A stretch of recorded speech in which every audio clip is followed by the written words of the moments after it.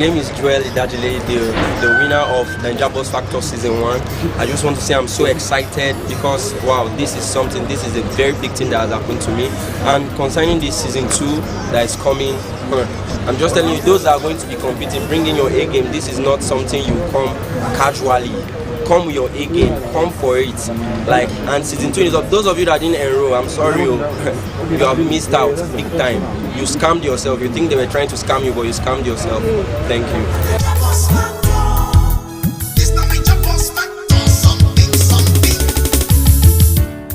So, what's FM 95.5 Abuja carry this one?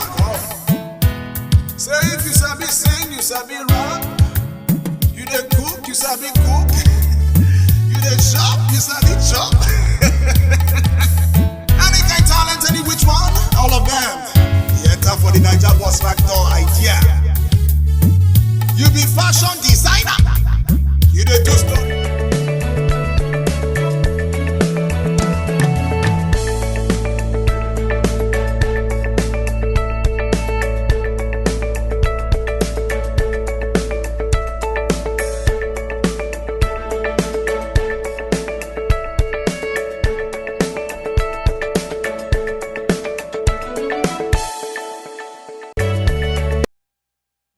A very good evening to you and welcome to World Now at 4.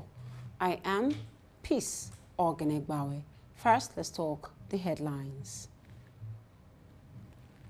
On the headline, President Buhari tells investors to stimulate economic growth. South Africa's COVID-19 cases rise again. Russia plans to seize southern Ukraine.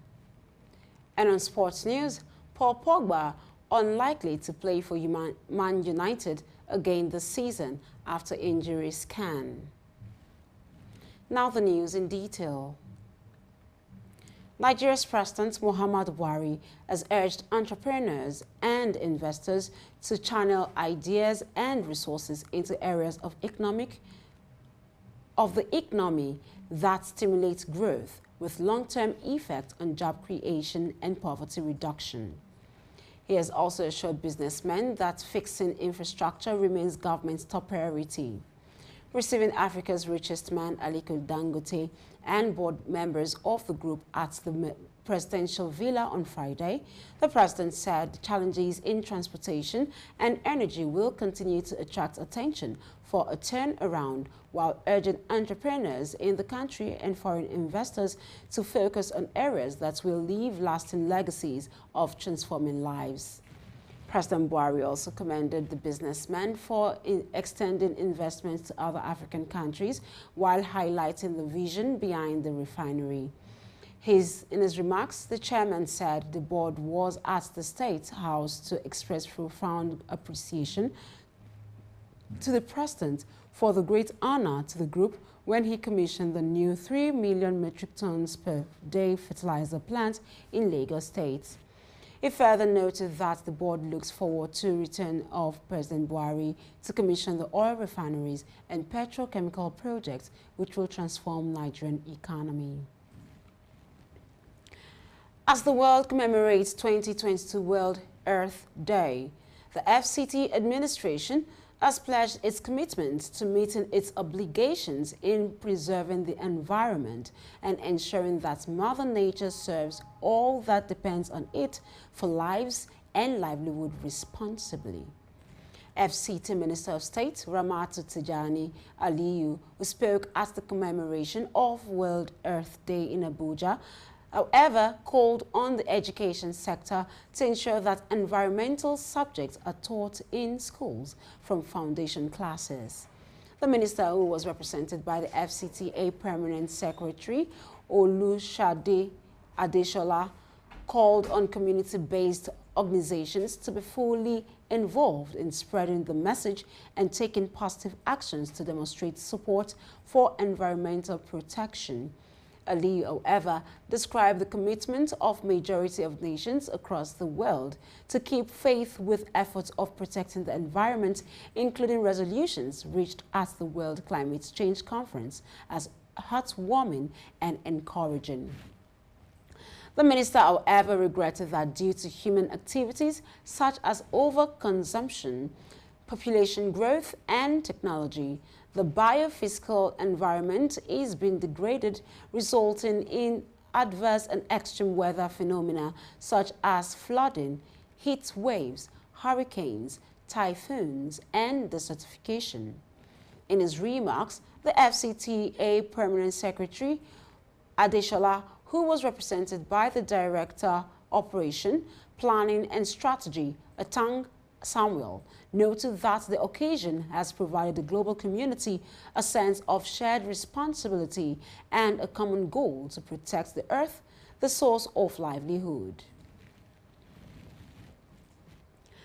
Former Nigerian President Goodluck Jonathan on Friday told scores of women and youth campaigners who besieged his Maitama Abuja office, urging him to enter the race for the 2023 presidential election to watch out. The demonstrators who came to show their love for him were transported to the office in 4 buses and carried different placards to carry their message to him. According to the supporters, Goodluck Jonathan is in the best position to restore Nigerians' pride of place and give all Nigerians a sense of belonging. Newsmen reported that the demonstration was organized by youth compatriots of Nigeria, and responding to the call from the campaigners to join the 2023 race, Jonathan, after observing the demonstration from inside his office, stepped out and told them that he was still considering some factors.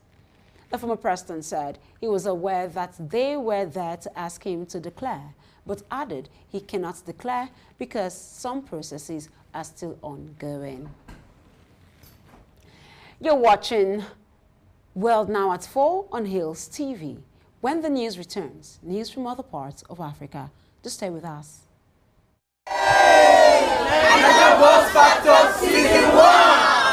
It happened last year when we had 7 finalists vying for the grand prize, M Grand 7 2021 model worth 11.5 million naira. For the winner, season 1, Niger Boss Factor, John Idachole! This year, it is even bigger and better. My name is Joel Idachole, the winner of Niger Boss Factor Season 1. Those of you that didn't enroll, I'm sorry, you have missed out big time. You scammed yourself. You think they were trying to scam you. Register for the Niger Boss Factor Season 2 with the sum of 5,500 naira payable to GT Bank account number 0561 094 161. Send payment proof to WhatsApp portal number 0901 625 2525. Go to www.bossfm.ng to complete your registration. Call 0808 237 0000 or 0811 584 1500 for more information. Niger Boss Factor Season 2. Celebrate culture, celebrate life. Terms and conditions apply.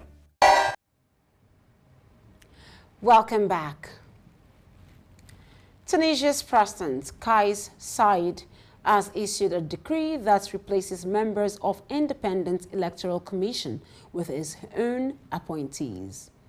The commission has been seen as one of the last official bodies to remain independent in Tunisia since Saied took executive powers and dissolved parliament last year. This latest move seems likely to fuel further opposition to his rule by those who believe that he has taken too much power. It also seems all but certain to stir further controversy over parliamentary elections that the Tunisian president has said will be held by the end of the year. And now to South Africa, where South Africa has recorded a hike in coronavirus cases with 4,406 infections reported in the past 24 hours. Health officials said this on Thursday, saying the institute has reported 4,406 new cases of COVID-19 in South Africa. The National Institute of Communicable Diseases, that is the NICD, said this in a daily statement, saying the increase reflects 15.8% rise in the rate of positivity.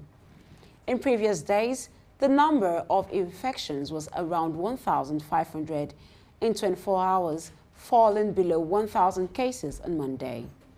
Hospital admissions have also increased over the same period, with not coronavirus-related death in hospitals.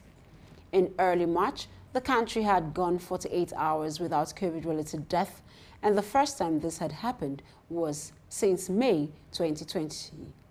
South Africa is the African country officially most affected by the virus, with more than 3.7 million cases and over 100,200 deaths. We move to other parts of the world after this break. To stay with us.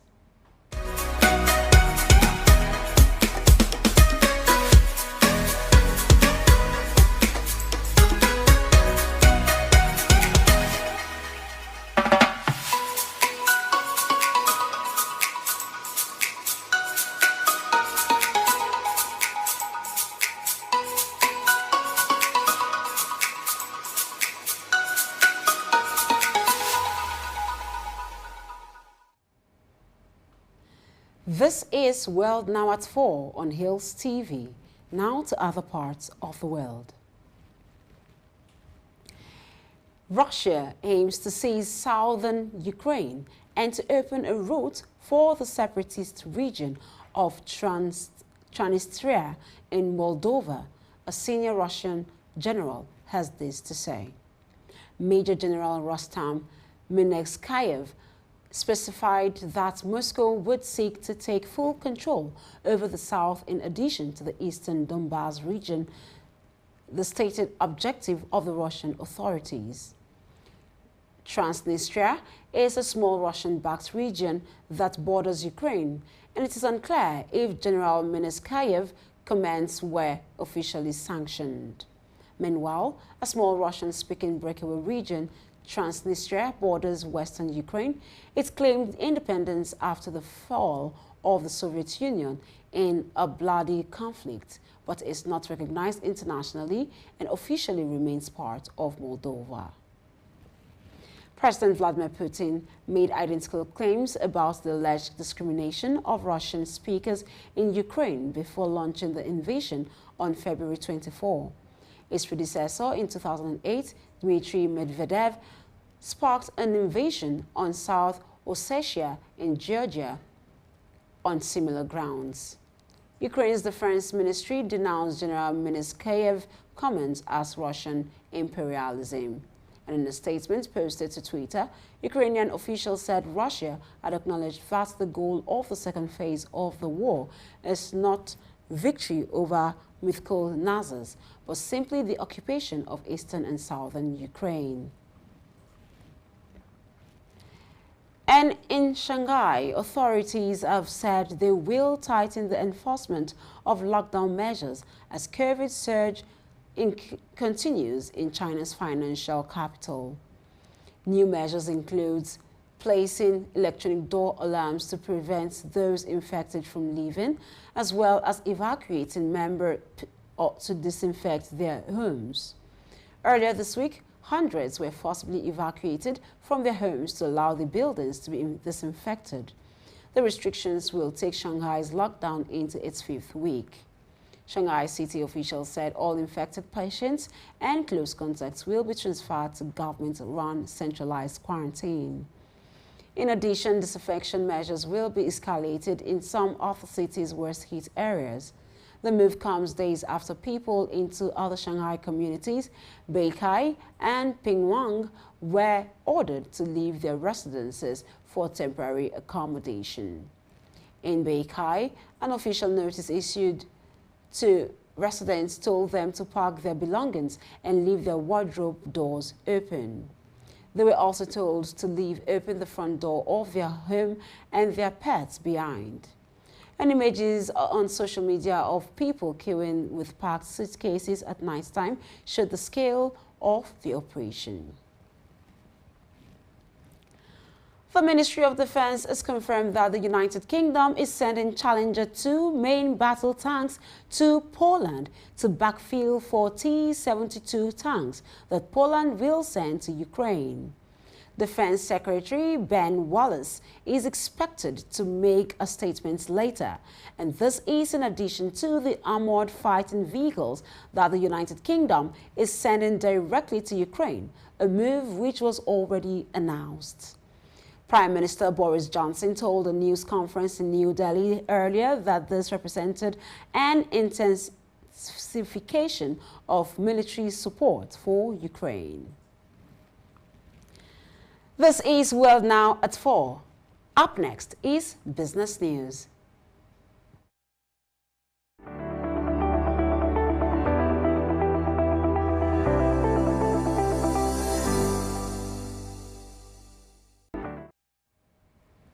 Thank you for staying with us.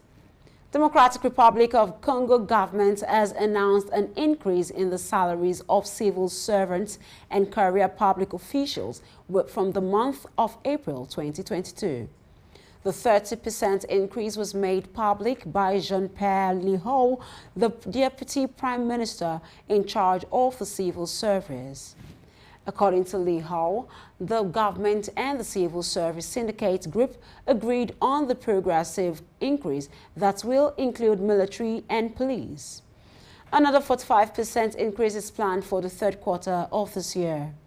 The salary increment is the Congolese government's response to the public outcry and recurrent demands of civil servants concerning the high cost of basic needs touching on their standard of living.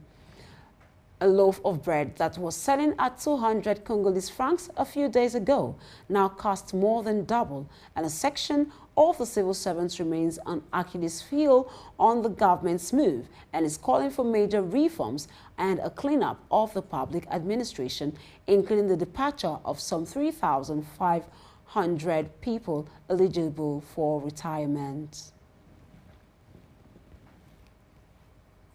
Still on business news, People's Republic of China is committed to joining Zambia's creditor committee. International Monetary Fund Managing Director Kristalina Georgieva said on Thursday amid complaints from Zambia's finance minister about delays to its debt restructuring. People's Bank of China Governor Yi Gang said that China intended to co-chair the committee, and two sources with knowledge of the International Monetary and Finance Committee meeting. She added that he had also committed to the Common Framework Debt Restructuring process launched by the Group of 20, that is the G20 leading economies, in 2020 in response to the coronavirus pandemic. Meanwhile, Zambia's Finance Minister Situbeko Musukotwane said at public events on Thursday that the debt restructuring process had stalled and that the Zambian team had come here to complain. China and the Chinese entities held $5.78 billion of Zambia's debt at the end of 2021, according to the most recent Zambian government data. The United Kingdom Prime Minister Boris Johnson says India has agreed a massive push towards striking a post-Brexit trade deal with the UK. After meeting his Indian counterpart Narendra Modi in Delhi, the PM vowed to get an agreement done by Diwali in late October. Ahead of fresh negotiation next week, he said a deal could take UK-India trade to a whole new level. Johnson has previously signaled his target covers reaching an agreement in the principle, not signing a full deal. Experts say any agreement with India this year is likely to be a precursor to a full agreement, with talks still at relatively early stage. The meeting between the two leaders in India's capital came on the final day of Johnson's two-day trip to the country, which has been delayed by COVID. Speaking after the meeting, Johnson said India was an incredible rising power in Asia and deepening trade was a priority. We now join Aynan Lubem on Sport News. To stay with us. My name is Joel Idajile, the winner of Naija Boss Factor Season 1. I just want to say I'm so excited because, wow, this is a very big thing that has happened to me. And concerning this Season 2 that is coming, I'm just telling you, those that are going to be competing, bring in your A game. This is not something you come casually. Come with your A game, come for it. Like, and Season 2 is up. Those of you that didn't enroll, I'm sorry, you have missed out big time. You scammed yourself. You think they were trying to scam you, but you scammed yourself. Thank you.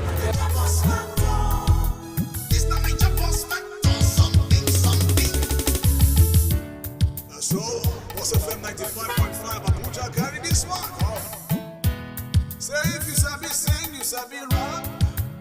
You dey cook, you sabi cook. You dey shop.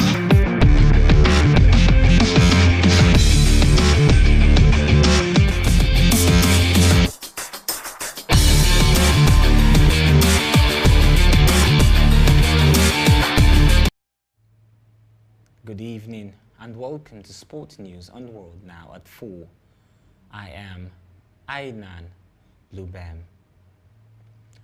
Top contenders are gearing up for the coveted Unicel Boot Award for the 2021-2022 season following resumption of footballing actions in the Nigeria Professional Football League, that is NPFL, after the mid-season break. The annual event seeks to raise the standard of the Professional Football League in Nigeria through awareness and cash rewards for the highest goal scorer. The winner at the end of every season receives the prestigious trophy and a cash prize of 200,000 naira per goal from the organizers. After match day 21 games, the duo of Ishak Kayode and Chijoke Akunetu of Port Harcourt-based Rivers United FC tops the highest goal scorers log with 11 and 9 goals respectively. 6 players who have scored 5 goals each include Ossie Martins, Chidebere Nwobodo from Enugu Rangers, Jesse Akila, Mohammed Zulkofilu of Plateau United, Tochukwu Amechi of Nasarawa United, and Ogba Ifeanyi of Lobby Stars. Former Super Eagles players have warned the current Eagles ahead of the 2023 Africa Cup of Nations, that is AFCON, to take all the 6 qualifiers seriously. Recall that the Super Eagles surrendered the 2022 FIFA World Cup ticket after they lost on the away goal rule to the Black Stars of Ghana. Reports showed that Nigeria was drawn in Group A alongside Sierra Leone, Guinea-Bissau and Sao Tome and Principe or Mauritius at the draw ceremony held in Johannesburg and conducted by CAF Director of Competitions, Nigerian Samson Adamu, with the assistance of African legends South Africa's Lucas Radebe and Ivorian Solomon Kalou. The duos of Mauritius had protested the inability of one of Sao Tome's players who played a key role in helping his team qualify. The third set of matches are built to resume in June, and both the Juritus of Guinea-Bissau as well as the Lone Stars of Sierra Leone would be no strangers to the Super Eagles, having met in recent outings. While the Super Eagles subdued Guinea-Bissau 2-0 at the 2021 AFCON in Garoua, Cameroon John Kestas-led Leon Stars got 2 morale-boosting draws against Gannett Rose Eagle to qualify for Cameroon 2021 AFCON. However, former Nigerian international midfielder Mutiu Adepoju has warned that the Super Eagles not to underrate any of their Group A foes in the build-up to the 2023 Africa Cup of Nations. The president of Gabon's Football Federation, that is FEGAFOOT, was placed in police custody in Libreville as part of an investigation into his failure to report cases of alleged sexual assault on hundreds of children. Romain Monila, a French journalist who made the revelations in late December about the pedophilia scandal in Gabonese sport, said Pierre-Alain Morgan-Gui is accused of covering up alleged assaults committed by Patrick Asamoah-Ayi. Patrick Asamoah-Ayi, who is well known in Gabonese football circles under the nickname Capello, was the coach of the national under-17 team until 2017 and has been technical director of the Estuary Football League, the province of the capital, Libreville. Patrick Asamoah-Ayi was arrested by Gabonese police at the end of December after a complaint was lodged. The Minister of Sport, Frank Nguema, said in December that Patrick Ayi abused hundreds of boys in the course of his duties, and the Gabonese President, Ali Bongo Ondimba, spoke of a very serious and unacceptable affair and instructed the Minister of Justice to open a judicial inquiry into the national football community for sexual abuse committed against children, boys and girls. Away from Africa now to Manchester United, where Paul Pogba is unlikely to play for Manchester United again this season, according to interim manager Ralf Rangnick. The France midfielder, who is 29 years, is out of contract this summer and came off 10 minutes into Tuesday's 4-0 defeat by Liverpool with a calf injury. Pogba is set to be out for 4 weeks minimum, with United's last game of the season at Crystal Palace holding on May 22. When asked if Pogba has played his final game for the club, the German replied that the doctor told him it will take 4 weeks minimum for him to recover, and the last game is at the end of May. Pogba came through Manchester United's academy before joining Juventus in 2012 and returned to Old Trafford for a world record fee of £89 million in 2016. In his second spell with the club, the 2018 World Cup winner has scored 39 goals in 226 appearances, helping them win the League Cup and Europa League in 2017. Borussia Dortmund striker Erling Braut Haaland is very close to reaching an agreement to join Manchester City, according to Guillem Baglagui. Haaland's contract expires in 2014, but a release clause allows him to leave for €75 million, that is £62.8 million this summer. Balagu believes City have sold the Norwegian forward, who is 21 years, and the idea of now joining before moving on to Real Madrid. City, Real Madrid and Barcelona all spoke with Haaland, with the former Red Bull Salzburg striker ruling out Barca before Karim Benzema's recent form for Real apparently made up his mind. The French striker, who is 34 years, has scored successive hat-tricks in the Champions League knockout stages, helping him to a career-best 39 goals so far this season. As it stands, Benzema, who has taken over Real Madrid's leading scorer since the departure of Cristiano Ronaldo in 2018, has another year on his contract.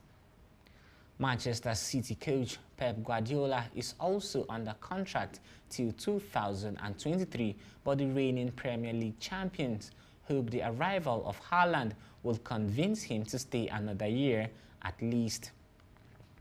And that's your sports news on World Now at 4. Back to Peace for the rest of the news.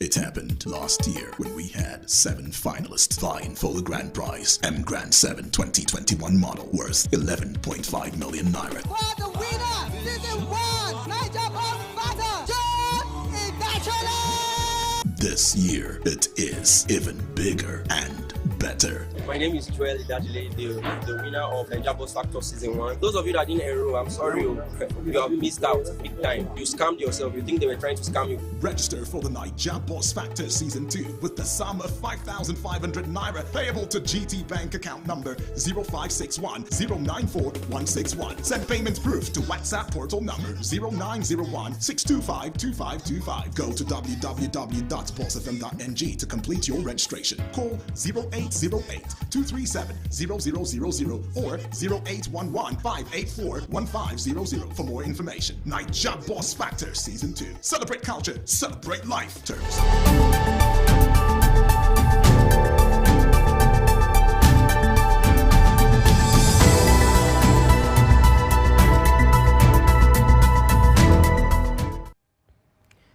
Welcome back. Hundreds of right-wing nationalist marchers were seen waving or marching with tags, shouting angrily by the wall of Jerusalem's old city as Israeli police blocked them from heading to the main gate to the Muslim quarter. The prevailing feeling was that as the leader of an ideological diverse coalition, which includes an Arab Islamist party, Prime Minister Naftali Bennett had sold out and failed to deal effectively with recent tensions in Jerusalem. A prominent banner declared his rival, the opposition leader Benjamin Netanyahu, to be king, and there was big cheers for far-right politicians Itamar Ben-Gvir. And that's World Now at 4. But before we go, here are the headlines again. We told you that President Buhari has told investors to stimulate economic growth. From other parts of Africa, we told you that South Africa COVID-19 cases is still on the rise. On the international scene, Russia is planning to seize southern Ukraine. And on sport, Paul Pogba is unlikely to play for Man United again this season after injury scan. Remember to visit us on Facebook at Hills TV, Instagram at Hills TV. Our YouTube channel for you to subscribe will be Hills TV. I am Peace Ogenegbawe. Thank you for watching.